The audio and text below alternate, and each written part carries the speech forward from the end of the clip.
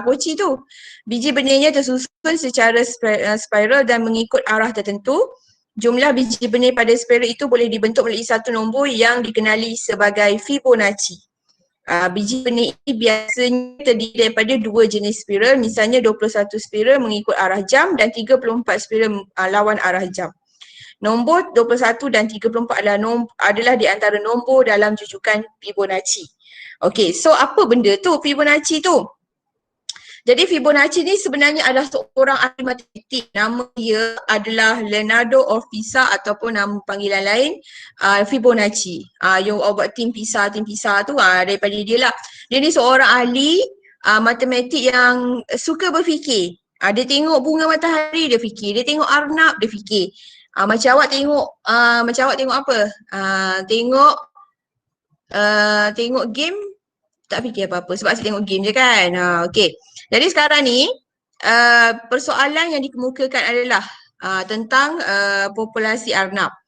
Okey, dia perasan kat situ ya, arnab betina dengan arnab jantan ditempatkan dalam sebuah ruang, berapakah pasangan arnab dapat dihasilkan dalam setahun. Jika setiap pasangan arnab menghasilkan satu pasangan yang baharu pada setiap bulan, maka penghasilan populasi arnab itu menghasilkan jujukan seperti berikut 0112358. Nombor ini dikenali sebagai nombor Fibonacci. Nombor Fibonacci ini disusun dengan menambah nombor sebelumnya. Contohnya pasangan arnab tadi adalah 1 tambah 1, maka populasi arnab adalah bertambah menjadi 2. Seterusnya hasil tambah 2 nombor sebelumnya, ni mesti awak pening. Okey, jadi contohnya kat sini saya bagi adalah macam ni Arnab kan, arnab ada seekor jantan, seekor betina. So kat sini dah jadi berapa? 2 ekor. Lepas tu dia keluarkan seorang anak, betul tak? Jadi 3 ekor. Anak yang seorang ni, dia kahwin, kan? Lepas dia kahwin, dia beranak, so jadi 5. Macam tu. Maksudnya sekarang kalau ikutkan bendanya dia tambah 1 tau. Tapi nanti kita dapat 2, 3, 5. 2, 3, 5. Okey, kalau awak tengok kat sini 2, 3, 5. Lepas tu nanti dia tambah lagi. Ni kosong daripada kosong arnab. Tengok kosong arnab. Lepas tu ni kan jantan betina dapat 2 ekor. Lepas tu arnab ni beranak dapat pula 3. Okey, daripada 3 ni kan dia kahwin lepas tu dapat anak tambah 2 lah kan jadi 5. Daripada 5 ni nanti dia pecah-pecah lagi jadi 8. Tapi dia sebenarnya pola dia adalah tambah 1 tambah 1 tambah 1. Kahwin tambah 1 dapat anak pun 1 tambah 1. Itu pola dia. Ini tak tahulah kenapa. Ni maksudnya Fibonacci ni dia fikir sampai ke tahap itu. Macam kita kalau tengok arnab tu dalam sangkar, ataupun awak tengok kucing kat rumah awak kan. Pernah tak awak terfikir siapa ada kucing kat rumah? Kan pernah tak terfikir hari ni kucing ni jadi 2, esok jadi 6 ke? Bulan depan jadi 6 ke? Lepas tu kan bulan depan jadi lagi. Kalau awak seorang ahli pemikir mungkin awak dah catat dah. Populasi kucing di rumah saya. Bulan pertama seekor, bulan kedua 2 ekor. Boleh catat dah kat situ.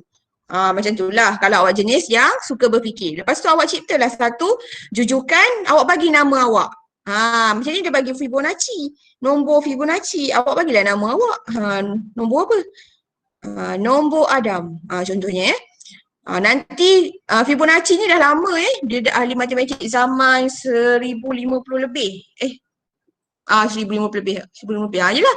So dah lama. Nanti mungkin 200 tahun lagi nombor Adam. Cuci awak pula belajar, manalah tahu. Okey, itu contoh je. Jadi kita tengoklah sebenarnya apa nak cakap. Sebenarnya setiap benda dalam dunia ni Allah dah cipta cantik ikut pola dia. Betapa yang kita kena fikir, yang kita kena kaitkan dengan kan kita kena kaitkan kan macam kita belajar matematik, kita kaitkan dengan apa yang kita belajar selain matematik. Contohnya dalam bidang agama kan. Cuba kita tengok betapa cantiknya, betapa hebatnya Allah mencipta bunga matahari je pun. Nak ceritanya kan bunga matahari, betapa cantiknya Allah susun biji dia ni. Itu baru satu kejadian yang Allah buat.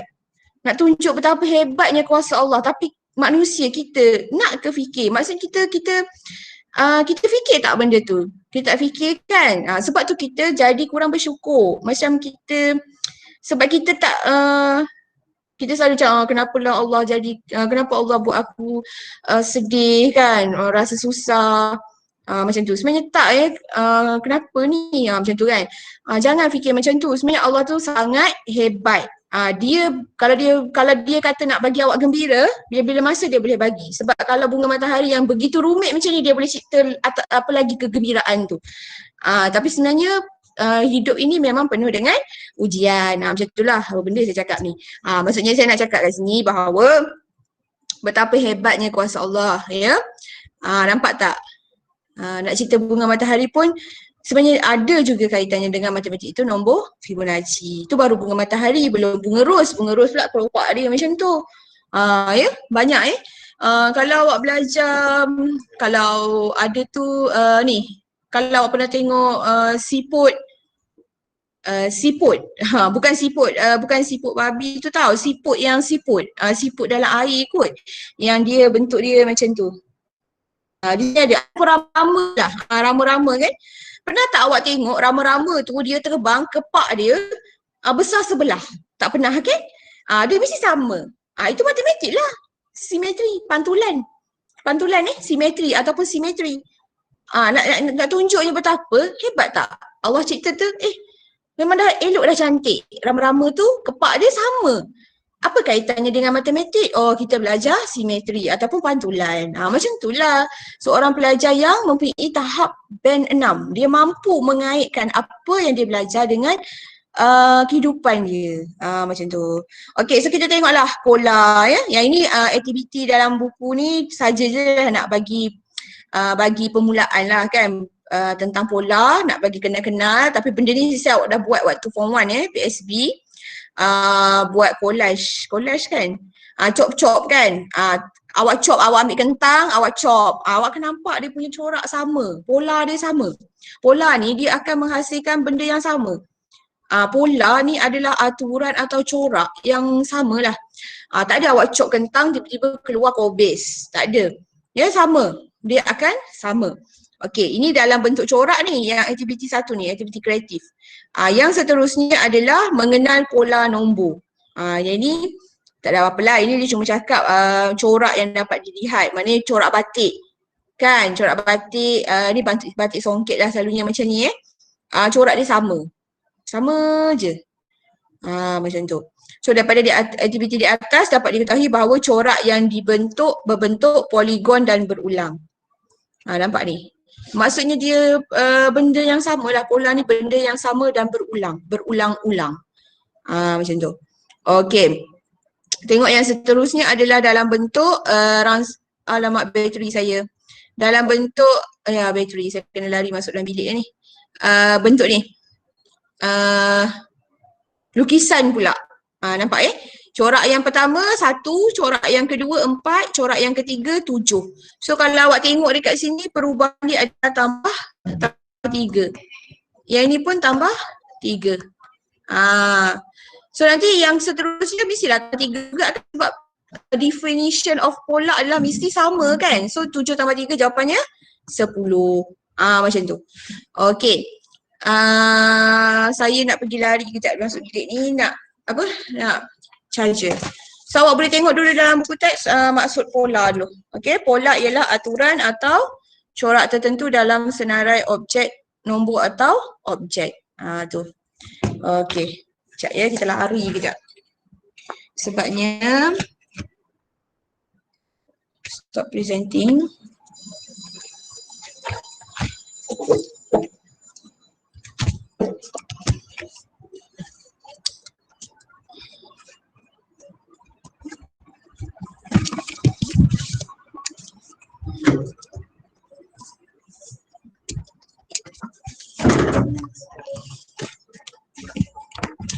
Aduh.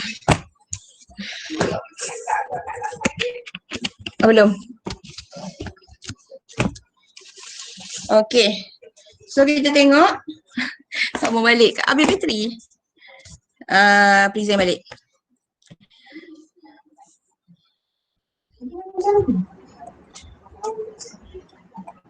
Okay,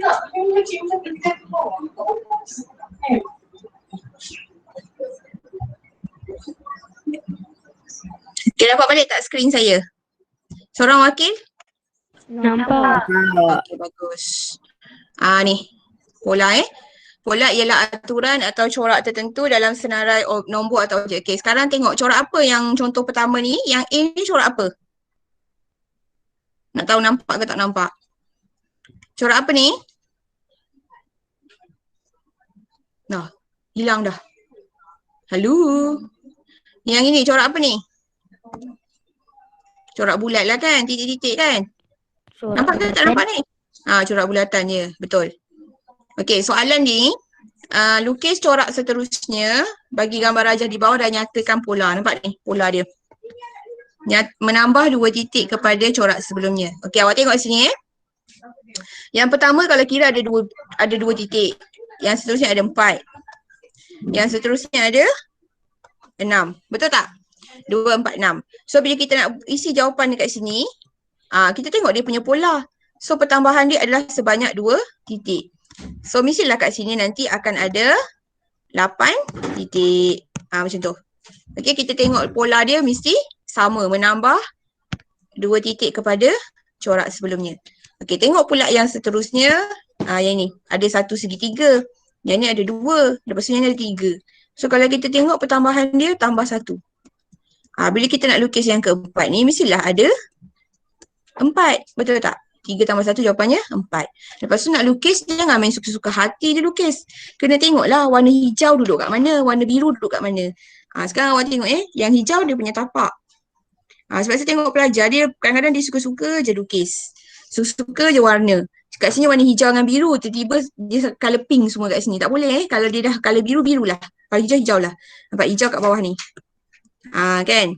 Hijau kat bawah ni. So kalau kita nak tambah 4, kita kena buat 1, 2, 3, 4. Ikut macam ni bentuk dia. Dia sebenarnya dia tambah kat sini je. Dia masukkan kat sini. Kalau awak perasan lah. Ni. Dia masukkan kat sini. Yang saya ni. Dia tambah kat sini. Jangan pula 4 segitiga tu awak pergi lukis 4 segitiga tu awak pergi lukis 1, 2, lepas tu awak letak pula macam ni 3, 4. Ni salah lah jawapan dia. Sebab ini tak ada pola. Dia kena sama lah. Dia kena sama. Macam tu. Okey, lepas tu tengok jawapan dia menambah 1 segitiga kepada corak sebelumnya. Kalau dia cerita pasal segitiga, ayat kita, jawapan kita adalah segitiga lah. Janganlah dia cerita pasal gambar rajah dia bagi gambar pizza. Lepas tu kita pergi buat menambah 1 burger. Memang salah lah. Jadi awak kena tengok gambar rajah tu bagi apa. Kalau macam ni segitiga letaklah segitiga. Kalau ini titik letaklah titik. Macam tu. Okey, faham tak? Nampaknya tak faham ni, senyap je. Faham. Okey. Ke awak ni malu-malu kucing ni? Malu-malu kucing. Dalam belajar kita tak perlu malu ya. Kecuali awak memang tak ada hidung. Okey, sekarang ni nyatakan pola bagi nombor. Tadi tu dia cakap soalan dia dalam bentuk gambar rajah. So jawapan dia dalam bentuk perkataan lah. Menambah apa? Menambah 2 titik kan. So dalam bentuk perkataan. So sekarang ni soalan dalam bentuk nombor. Soalan pola ni memang senang. Memang kacang goreng. Kecuali awak tak ada kalkulator. Jadi susah sikit lah sebab awak malas. Awak susah nak tekan lah kalkulator kan. Kalau tak ada kalkulator susah sikit lah awak nak congak. Okey, tengok kat sini. Soalan yang pertama negatif 10, negatif 4, 2, 8. So apakah pola bagi corak bagi set nombor berikut? Saya buat kat sini sebelah ni. Negatif 10. Sekejap laptop saya jam juga.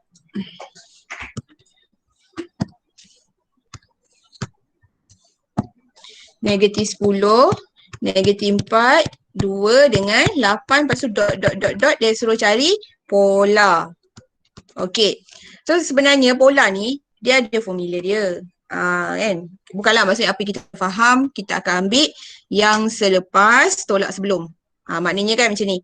Negatif 4 tolak 10. So jawapannya berapa? Negatif, positif. So jadi positif 6. Ke dah negatif positif dah terlupa dah. Lama benar tak sekolah kan. Lupa jadinya. Okey. Macam tu. Negatif jumpa negatif, jawapannya positif. So negatif 4 tambah 6 jawapannya, negatif 4 tambah 10 jawapannya 6. Macam ni. Okey. Cuma kalau saya suka buat macam ni. Tengok saya buat macam ni. Ini saya labelkan sebagai sebutan pertama. Ini sebagai sebutan kedua. Ini sebagai sebutan ketiga dan ini adalah sebutan keempat. Cikgu, sebutan kenapa kita buat T? T tu adalah term. Sebab Fibonacci ni dia orang putih ya, dia orang Itali. Jadi dia tak adalah keluar sebutan, dia term. Term ni kalau ikutkan bahasa Inggeris, kalau bahasa Melayunya sebutan. Sebab tu dia guna T sebutan pertama, sebutan kedua, sebutan ketiga, sebutan keempat. Sebab tu dalam term matematik dia banyak BI sebab orang yang kebanyakan yang jumpa BI ni adalah orang Mak Saleh lah. Kecuali Khawarizmi lah. Okey, dan kemudian Mak Saleh pergi terjemahkan dia punya research. Mak Saleh juga. So bila Mak Melayu ni, awal lah orangnya. Okey, jadi sebutan pertama, sebutan kedua, sebutan ketiga. So kalau kita nak cari pola sebenarnya, kalau saya akan buat macam ni. Sebutan kedua tolak sebutan pertama. Macam tu. Maknanya yang selepas tolak dengan sebelum.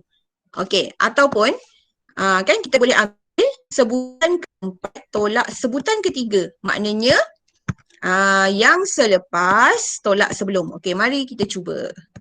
Okey, sebutan kedua. Tengok sebutan kedua. Sebutan kedua adalah negatif 4. Letak kat situ. Sebutan pertama adalah negatif 10. So jawapannya berapa? Tadilah kan tambah 6. Okey. So kita cuba lagi satu. Sebab nak cari pola, kita tak boleh buat satu je, kita kena buat dua. Dua kali. Maknanya kita kena cuba setiap satu ni. Ni kena cuba kena cubalah. Ni kan ada tiga lekuk ni, at least kita cari dua. Dia kena cuba. Okey. Kita tengok yang sebutan keempat. Keempat jawapannya, keempat 8. Kenapa merah pula ni? Padam macam gini. 8. Sebutan ketiga berapa? 2. Gitu. So 8 tolak 2 jawapannya 6, betul? 6 kan? Tapi 6 tu kita kena nyatakan positif ke negatif. Kalau dia memang tak ada letak negatif, jawapannya memang bukan negatif, memang positif lah kan? So bila sama ni kan, ni dengan ni sama, maka barulah jawapan kita tu teguh. So jawapannya adalah pola tu menambah, tengok jawapannya, menambah 6 kepada nombor sebelumnya. Itu tujuan dia buat macam tu. Okey.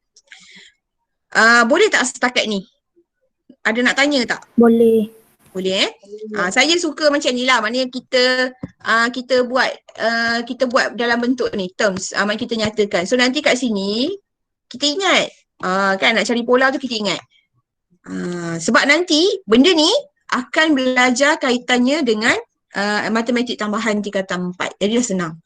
Okey. Kita tengok satu contoh lah. Cikgu nak ambil contoh mana ya? Okey, contoh yang C lah. Cikgu ambil contoh C Let's see. Kita tengok contoh C. C. Okey, contoh C 2, 6, 18, 54. Okey, awak pun buatlah macam cikgu sarankan. Sebutan pertama, sebutan kedua, ia masuk, sebutan ketiga, sebutan keempat. Kenapa? Kat mana? Cari. Ahmad, ada bungkusan dekat pejabat dah ambil dah? Dah, okey. So sekarang ni pola ni, kan kita buat tadi kan, sebutan kedua tolak sebutan pertama. Kita pun buatlah dengan yakinnya. Sebutan keempat, sebutan ketiga. Okey. So kita pun masuklah nilai kat sini. Sebutan kedua 6. Sebutan pertama 2. So jawapannya berapa? 4. Ya Allah. Lepas tu kan, kita pun tengok sebutan ketiga ni, sebutan keempat ni 54. Sebutan ketiga ni 18.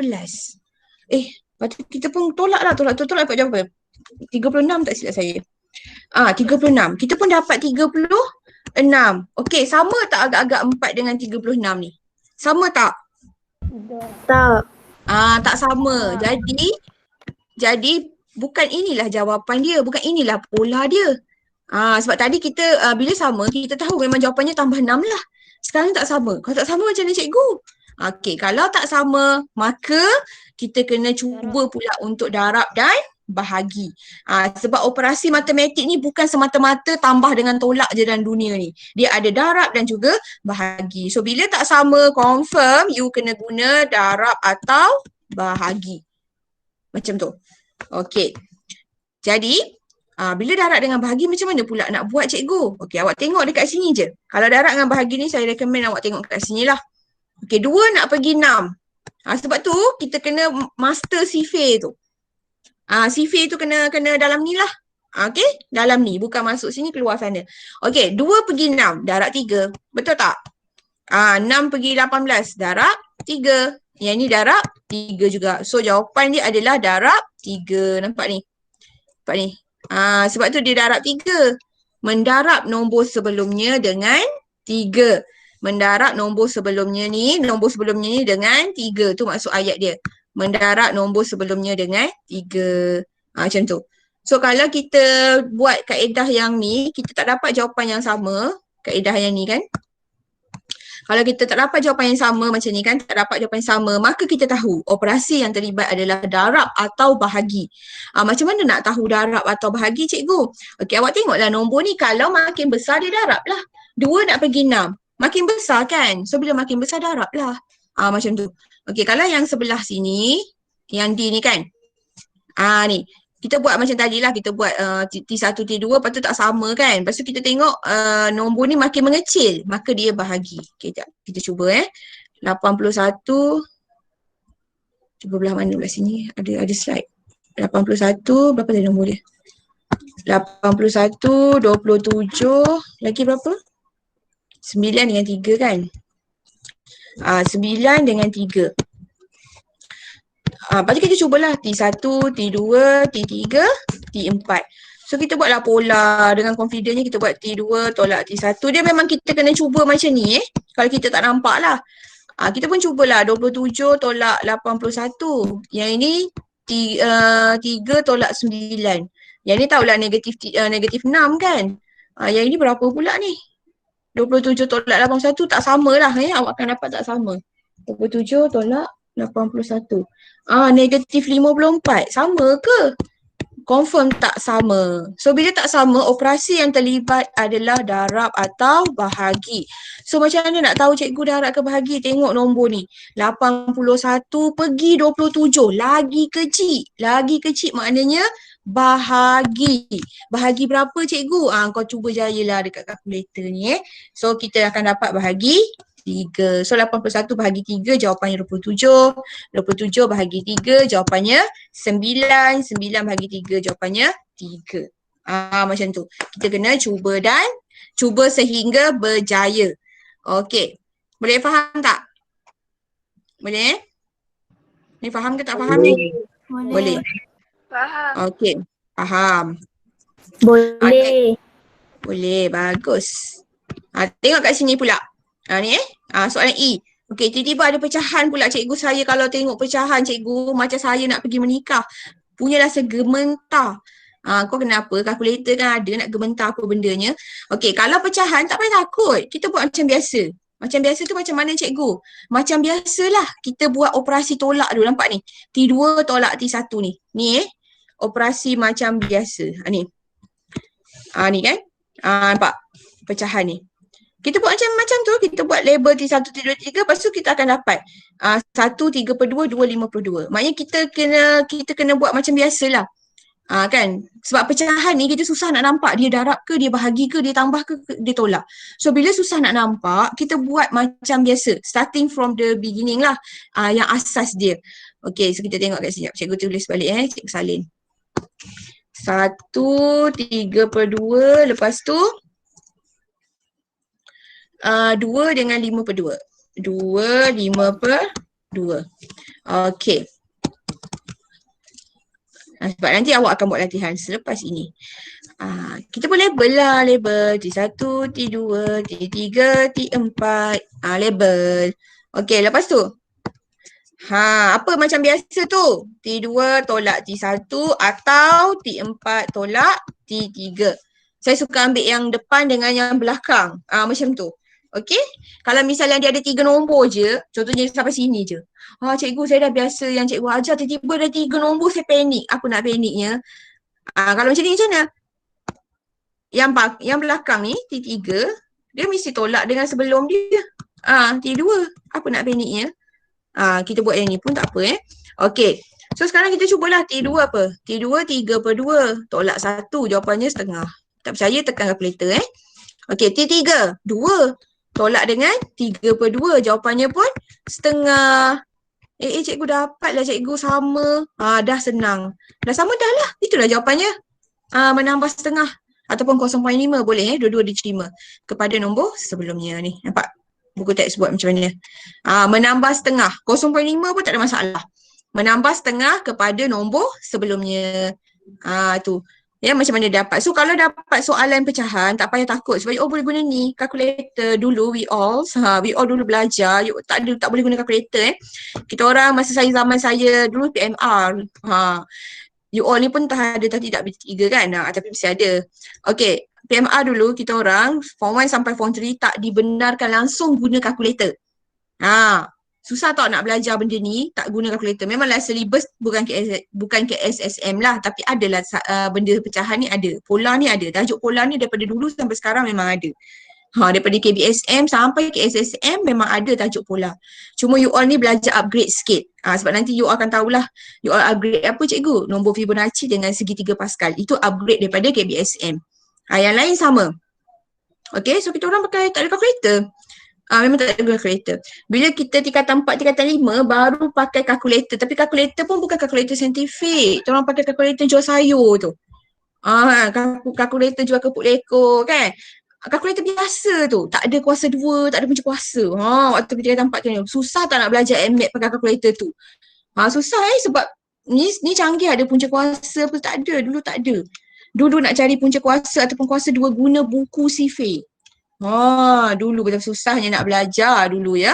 Sekarang dah senang pun merungut juga. Yelah sebab syllabus dah susah kan, memanglah merungut kan. Okey, tapi at least kesusahan tu selari dengan teknologi pada masa kini. Okey lah kan. Lainlah dia upgrade syllabus tapi pakai kalkulator jual sayur tu memang melampau lah. Okey, so saya jumpa kalkulator saintifik ni bila? Waktu saya masuk matrik. Tu barulah saya tahu macam mana nak guna. You all daripada lama dah kan dah jumpa kan. Kita orang masa matrik lah baru jumpa kalkulator ni. Batu seronok Jakun. Jakun dulu handset pun handset yang Nokia 3310 tu. Nokia tu lah. Ringtone dia pun kelakar itu dululah zaman dulu. Macam tu. You all sekarang dah canggih sangat. Okay. So kalau dapat soalan lepas ni buat je macam ni. Buat je yang kaedah ni. Untuk mencari pola T2 tolak T1. Ni macam tu. Okay, jadi ada apa-apa nak tanya tak sebelum saya suruh awak buat latihan? Sekejap lagi saya nak, kita kelas sampai pukul 10 kan? 10. Sekarang dah pukul 9.39. Sekejap lagi saya kena jaga jaga kelas. Hari ni hari Rabu ya, 10, okay. Tak ada apa-apa. Tak ada apa-apa betul ni? Kalau tak ada saya nak suruh, saya sentuh lagi satu, lepas tu nanti awak buat latihan Okay. So kat sini, ini saja je, contoh ketiga ni saja, nombor genap dan nombor ganjil. Yang ini pola dan jujukan biasa-biasalah, macam sekolah rendah punya dulu lebih kurang lah. Cuma saya tak pasti sekolah rendah ada tak darab dengan bahagi. Saya rasa macam tak ada. Okey, jadi kita tengok kat sini, nombor genap dengan nombor ganjil. Okey, ada pelajar dia tak tahu pun nombor genap tu apa. Sebab waktu dia belajar dulu, dia belajar dalam bahasa Inggeris. Bahasa Inggeris, genap apa? Ganjil apa? Genap adalah even, ganjil adalah odd. Okay, so nombor genap adalah nombor yang boleh dibahagi tepat dengan 2. Ni.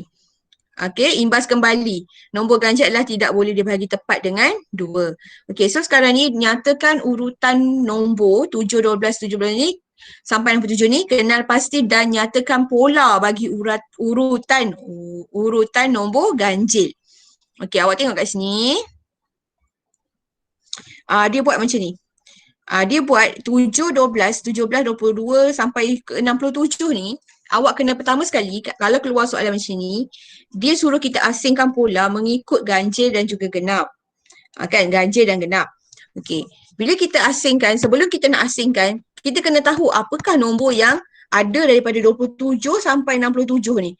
Mari kita kena cari the rest. Dia bagi sampai sebutan kelima. Ni kan sebutan pertama, sebutan kedua, sebutan ketiga, sebutan empat, sebutan kelima kan.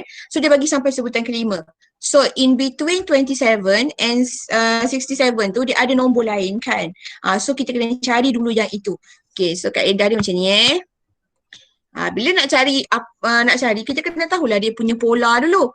Jadi kalau kita tengok dekat sini 7 pergi 12 nampak patternnya macam tambah 5. Kan? Ataupun kalau awak tak nak buat macam tu, awak buat macam saya pun tak apa, manual. Sekejap. 7, 12, 17, 22, 27, 67. Okay. Jadi kita nak buat satu-satu pun tak apa. T1, T2, T3, T4, T5. Okay, macam soalan ni awak tak payah cari sampai 2 kali ni. T2 tolak T1 macam ni. Awak tak perlu buat macam ni. Untuk soalan ni tak perlu kalau ada macam ni.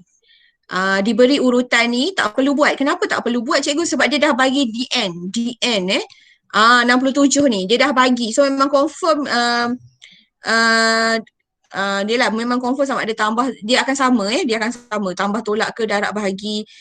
Kalau macam soalan ni nampak tak, dia tak ada titik-titik, dia ada nampak tu, dia tak sampai akhir. So kita memang kena make sure jawapan tu kena make sure pola tu sama. Sebab tu saya buat 2 kali kat sini, nampak 2 kali kat sini. Ni 2 kali kat sini. Sebab dia tak bagi yang terakhir. So this one dia dah bagi yang terakhir 67 kan. Jadi kita tak payah buat lah yang 2 kali. Just enough kita buat sekali je. Kita buat sekali je. T2 dengan T1. Okay, so kita buatlah T2 tolak T1. So kita dapat apa? T2 adalah 12, T1 adalah 7. So jawapannya 5. So kita tahulah pola dia ada 5 kan. Ni betul lah tu, 5 tambah 5, 12 tambah 17, 5. 5 kan. So ni pun 5. Jadi yang seterusnya yang perlu diisi ni semuanya mestilah pola dia adalah tambah 5. Kita pun senaraikan dulu. 7, 12, 17, 22, 27. 27 dengan 5 berapa? 32. 32 campur 5, 37, 42, cepat, siapa cepat? 42 lagi berapa? Campur 5, 7. Lagi? Cepat tambah. 52. Okey, bagus. Lagi? 57. Pandai. Lagi? 62. Lagi? 67. Okey, dah. Cukuplah. Sampai sini je. 67. Bagus semua. Pandai menambah. Ni. Okey. So, bila kita dah ada satu jujukan yang lengkap, kita keluarkan dia punya nombor genap dengan nombor ganjil. Okey, sekarang kita cari nombor apa dulu? Ganjil dulu Okey, sekarang kita keluarkan dulu nombor ganjil. Ganjil di manakah anda? Okey, ganjil. Apa nombor ganjil? Awak sebut, saya tanda. 7. Lagi? 17. Lagi? 27. 37. 47. 67. Okey, bagus. Okey. So kita keluarkan 47, 67. Okey, itu ganjil. Sekarang kita keluarkan genap. So genap saya ambil kali hijau lah kat sini. 12, 22, 32. Okey. So soalannya adalah nyatakan pola, betul tak? Nyatakan pola bagi nombor genap dengan nombor ganjil. Mana soalan ni? Kejap. Ni. Nyatakan pola bagi urutan nombor ganjil genap. Kan? Okey, sekarang ni kalau awak tengok nombor ganjil genap ni, awak akan dapat pola dia, awak akan nampak iaitu tambah 10. Ni kalau siapa yang nampak lah, shortcut terus lah, tak buat macam tadi kalau ganjil buatlah T2 tolak T1 tu. Kan? T2 17 tolak 7. So 17 tolak 7 jawapannya 10 lah. Kalau ni pun nak buat pun boleh, tak ada masalah. So dia 22 tolak dengan 12. 22 tolak dengan 12. So jawapannya 10. Okey, gitu. So kan kalau awak tengok keajaiban kat sini, di mana pola dia sama. Ha. 10-10 sama weh. Ha. Nampak tak? Canggih tak matematik tu, nombor tu. Macam mana boleh dapat sama cikgu? Kebetulan ke? Takdir ke?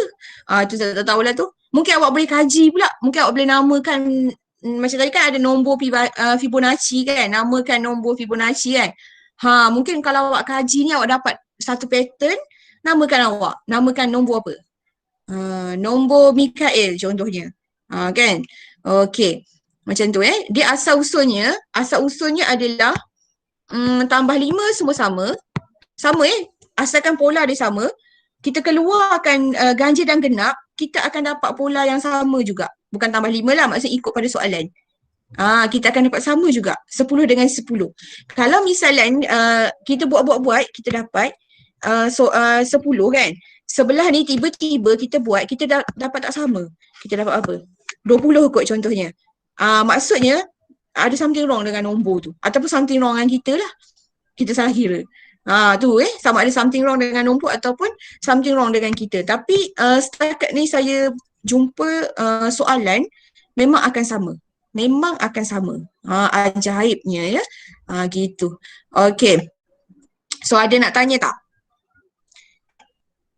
Tak ada. Macam biasalah ya. Okay. Gelak dia. Jadi kalau tak apa saya terus pergi pada latihan. Kalau ikut kan sepatutnya sambung Fibonacci dan juga Pascal ni, nampak ni. Awak tengoklah buku teks awak buku saya ni macam pening sikit. Ni sepatutnya segitiga Pascal dan juga nombor Fibonacci tapi nanti dulu. Hari ni kita belajar sampai sini je, sampai contoh 3 je. Segitiga Pascal ni dia pakai konsep piramid. Kenapa nama dia Pascal? Sebab yang jumpa tu memang namanya Pascal. Nama dia Pascal. Okey. So saya nak awak buat latihan kat sini. Mana tadi? Ni. Sepatutnya lah kan. Latihan Fibonacci dan Pascal ni dekat sini 4 dengan 5. Tapi kita kan baru belajar 3 benda. Corak, nombor dan juga ganjil genap kan. So awak belajar, awak buat sampai situlah. Jadi homework awak, homework terus homework. Okay. Tapi baca dulu kat sini. Baca dulu. Pola merupakan suatu corak tertentu dalam suatu nombor atau objek. Satu pola dalam senarai nombor ditentukan dengan menambah, menolak, mendarab dan atau membahagi ni. Manakala pola dalam objek dengan memerhati susunan objek sebelumnya. Okey. So homework untuk hari ini adalah jeng. Buku kerja saya tak guna lagi minggu depan Ni. Soalan nombor 1 semua A dan juga B. Okey, awak kan dah dapat buku tulis kan? Mana buku tulis contoh? Awak dapat buku tulis. So jawapan ni kerja ni awak buat dalam buku tulis tu. Tulis dulu tajuk dia, bab 1, pola dan jujukan. Okey, tarikh hari ni 27 kan? 27 hari bulan 1 2021. Okey, lepas tu tulislah. Lepas tu baru buat ni latihan. Tulis muka surat 6, nombor jom cuba 1.1, nombor 1 A, B. Okey, soalan mesti salin. Alah cikgu, nak kena salin depan-depan ni ke sekali cikgu?